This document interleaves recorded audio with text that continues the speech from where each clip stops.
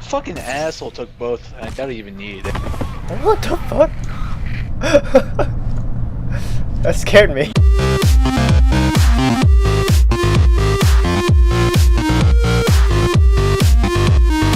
Hello everybody, No Micro for you here, gonna be taking a quick look at the Ghost Recon Online beta, as well as giving you my first impressions on some of the things that I found interesting. Yeah, that was interesting. Nah, I'm just kidding. So to start off with a short summary, Ghost Recon Online is a multiplayer cover-based third-person shooter, developed by Ubisoft's Singapore branch. You choose from 3 character archetypes to play and level, each with their own unique weapons, devices, and squad supports. But what are devices and squad supports? Well, devices work like active skills, requiring you to manually initiate them during combat for the intended effect, while squad supports work like passive skills, actively buffing you and your teammates so long as they're in proximity.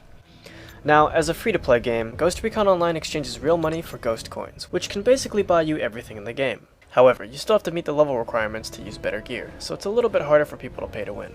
In addition to items you can buy, you can also find loot after completing matches. Of course, the amount of loot you receive depends on the service star you're awarded with at the end of the match. Bronze star is for 1 item, silver is for 2, gold is for 3, and no stars is for nothing.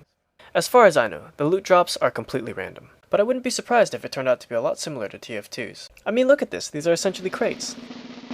Oh. So, jumping right into the gameplay, there's a couple things you'll notice right off the bat. One is that every friendly soldier in the game has a symbol located center of mass, which represents the type of ghost that player is. Square is assault, triangle is recon, and circle is specialist.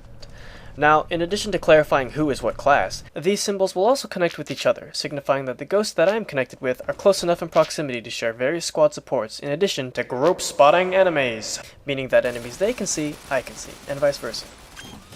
You'll also probably notice that as I shoot people, a numbered damage hit marker appears, which I really like. It's useful for showing the differences in damage between certain weapons and loadouts, as well as giving you a small sense of accomplishment when you crit someone. Interestingly enough, scoring headshots isn't the only way to critically hit someone. Every shot you take has a small chance of scoring a critical, which is based off the percentage displayed near the target reticle. These percentages are based off of several factors, including, but not limited to, positioning, equipment, and level. Now, as a cover-based shooter, Ghost Recon Online doesn't have a jump button per se, but instead you'll find yourself sliding, diving, and rolling to cover. Hats off to Ubisoft though, they've done a great job with the cover system in my opinion.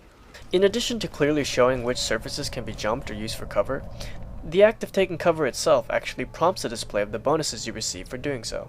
That and the fact that finding cover is used to regenerate health really emphasizes the importance of the mechanic, which makes for some interesting gameplay.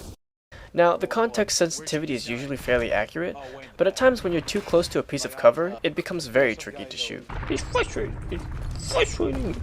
It's frustrating. Other than that, I had a bit of an issue with the Assault Blitz device, which can be pretty buggy at times. Sometimes I knock a guy down, sometimes I don't, sometimes I knock a guy through a wall, and sometimes I knock myself through a wall. What's happening?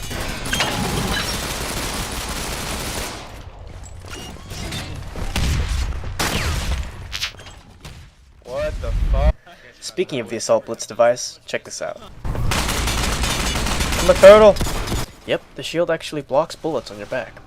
Anyhow, Ghost Recon Online combines a lot of interesting gameplay mechanics and simplifies them for the intended audience. And while it is one of the better free-to-play games, fuck renting guns!